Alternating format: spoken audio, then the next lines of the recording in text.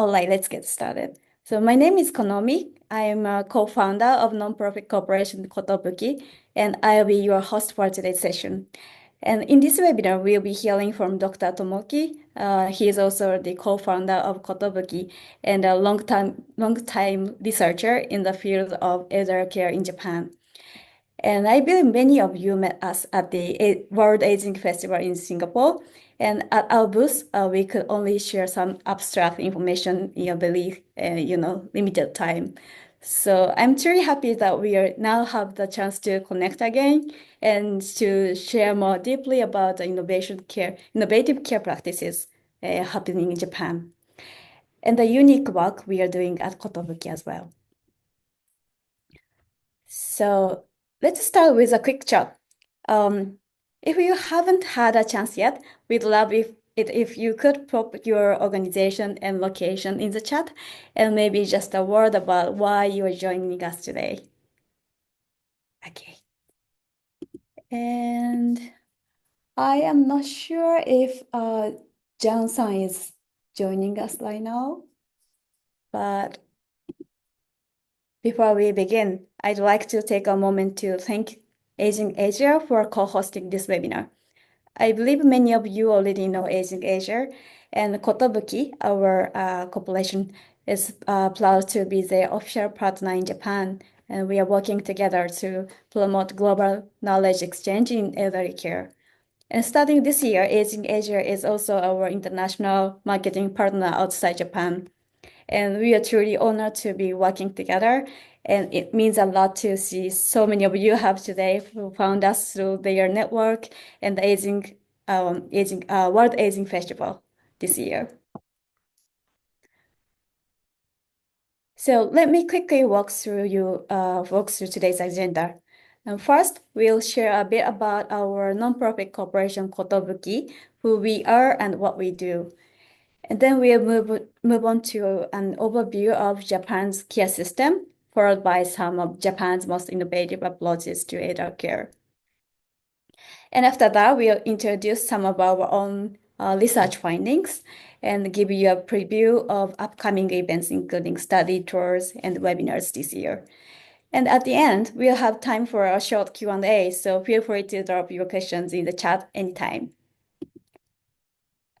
Okay, so first, please let me introduce ourselves, Kotobuki. Kotobuki is led by two researchers, myself and Dr. Tomoki. And we've been research partners for many years since our time in the same university laboratory. And while we do have more team members, the two of us are leading today's session.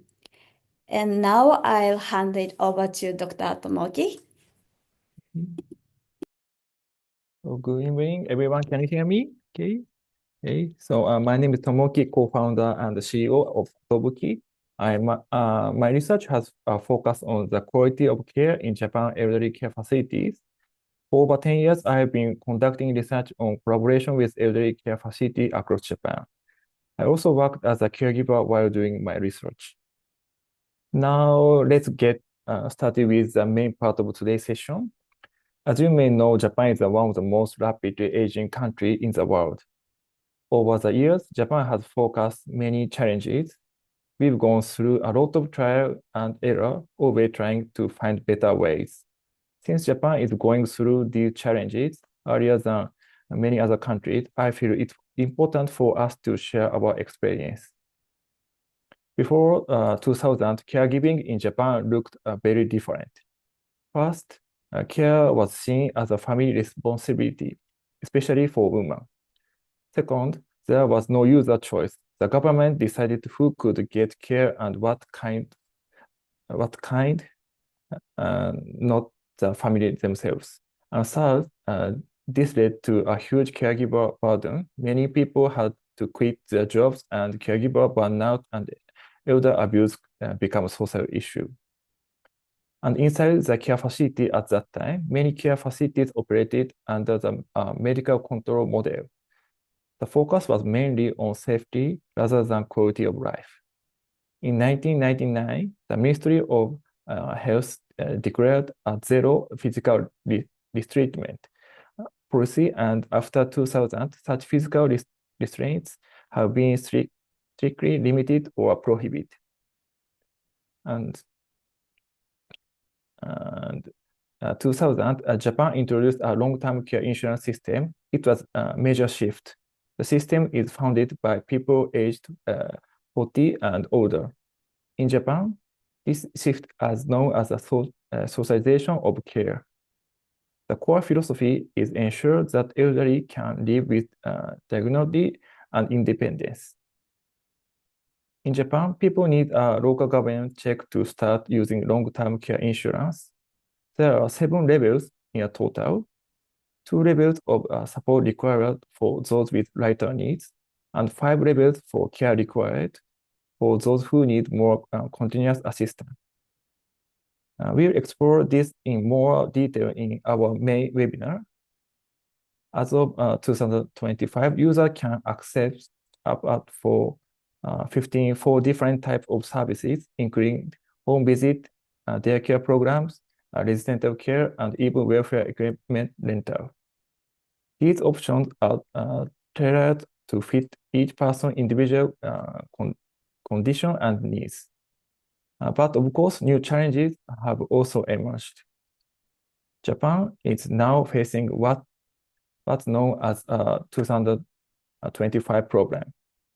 In this year, the baby boomer generation, that is people born after World War II, will reach the age of 75 or older. That's nearly 18% of the entire population. The older population is no longer a minority. They are becoming the new majority. The town where I live in now, the aging rate is even higher, 35%. As the number of people requiring care increases, insurance alone is not longer sufficient to support them. Even in the face of these challenges, some care facilities are creating a truly innovative and sustainable models of care. Today, I'd like to introduce 2 innovative cases. So you may know this typical example, Our Care. It is internationally recognized for its innovative approach to dementia care. It's a place where elderly become more lively and active. We have heard many stories that sound like miracle. No big budget, no high-tech devices, no extra hands. But they do focus on what people can do and enhance the quality of life of elderly people, their family, the staff, and the community. Our care is committed to support people not just when they are well, but all the way through the end-of-life care. What's unique is that the same care team provides support across different settings, through home visit, during daycare programs, and even overnight stays at the facility. So people are always surrounded by familiar faces and consistent care. It's not just a service, it's about staying with someone until the very end. And what's more, this approach doesn't just improve quality of life. It has also helped reduce the use of long-term care insurance services, contributing to an estimated annual saving of 10 billion yen, around 70,000 US dollars. Next, let me introduce BLG, another innovative care provider. BLG is a day service care center built around the idea of working with dementia. The concept is not just helping out, but actually doing real work with local business and getting paid for it. For example, some members wash cars for a nearby Honda dealer shop. They are not just participating, they are contributing, and they are treated as a people with a skill and purpose. Maeda-san, the founder of the BLG, says having a job is a very important essence for them to feel a sense of being a part of the community. He works with Ministry of Health, Labor, and Welfare to create systems that allows even long-term care insurance users to work. The movement he started has now spreading across Japan. In our next webinar, we will introduce 5 innovative cases to take a deeper dive into their stories. Each one offers different a way to rethink care. Over the past 10 years, we collected and analyzed more than 1,300 cases of care practices from across Japan and worked to extract the essence of what makes good quality of care. In this research, we use a method pattern language. Originally, it was developed in the field of architecture and engineering, and it allows you to extract patterns of how to do things in good quality in certain area and put them into words so that they can be used as a common language. If you are interested in learning more, we are planning a future webinar that will go deeper into this method. Through this method, we identified 30 essence patterns for innovative caregiving in Japan. We call these innovative and sustainable care practices KOTOBUKI CARE. Sustainability here refers not only economic sustainability, but also the quality of life. It means ensuring that the elderly, their families, employees, and the entire community surrounding facility can live sustainable and high-quality lives. The name Kotobuki means celebrating longevity in Japanese. We want to shift the narrative from aging as a problem to aging as something to celebrate. These patterns are grouped into 3 main categories. First one is create an environment for natural living. Next one is root in community and society. And third one is always be around. Today, we will highlight 5 patterns, and Konomi will walk you through each one. Okay? Okay, I think some of them actually came to our booth in the Aging Asia, and you have already seen some of them, but I would like to introduce you the other patterns today. Okay, the first one is each pattern explains in what context, what problem may arise, and what kind of action helps improve the situation. And the first one is to create a role. Having something to contribute creates a sense of belonging. So you are caring the person every day. In this context, doing everything for the person in care might make them feel that they are receiving a service and will not feel like it is their place to live. Therefore, create a specific role for them based on their wants and strengths and encourage them to participate in creating their own life there. This is the first pattern. And this is in the category of create an environment for natural living. And this pattern is also in the same category. The bridge builder. Connecting with new people brightens everyday life. Some people tend to spend all their time with the same group individuals. In this context, spending every day with the same people can naturally lead to a life without excitement and expansion. Therefore, take on the role of a mediator and create opportunities for people who could get along to start a conversation. This pattern is in the category of root in community society. Make a trigger. Adding appealing touches that make people want to visit. You want to make the facility a place where local people naturally feel welcome and are encouraged to visit. In this context, people may not be inclined to visit the facility even if it is open to the community, unless there is a compelling reason to draw them in. Therefore, create triggers that make people, from children to adults living in the community, want to stop by and welcome the local residents. The next one is in the category always be around. It's talking about more like the end-of-life care. The pattern is tuning of words, adjusting how you speak to match the person's emotional state. There is someone who feels anxious about their body and health. In this context, when someone is feeling delicate and sensitive, even a casual word or tone can amplify anxiety or make them feel abandoned.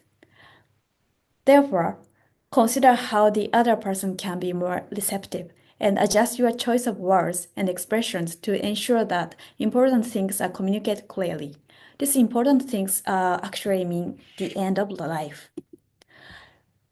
And the last pattern I would like to introduce is stay as usual.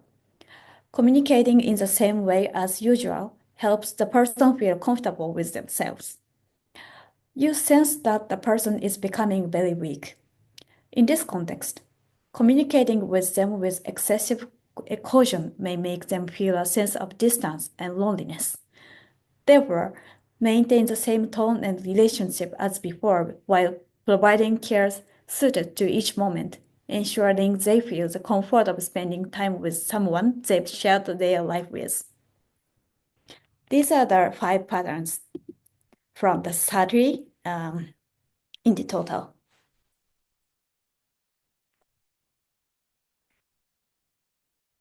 Oh, I should be muted. Okay. Okay. So thank you, Konomi. So we just share 5 examples today, but in total there are 30 patterns. They are not just concrete how-tos. They represent a philosophy of care. So our mission is not just to describe a good care, but to help people put them into action. So we published a book and a set of cards in Japanese available in bookstore and Amazon so that people can use them on the job training.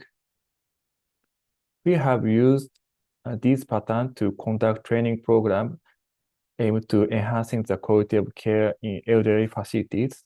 So far, we have delivered training program to over 4,000 care professionals. Today, I will show 2 practical applications. Let me share one example, the future of care facility called Aoi Care, and showed a short video introducing the approaches. After watching video, we held a workshop where participants reflected on the practice they saw.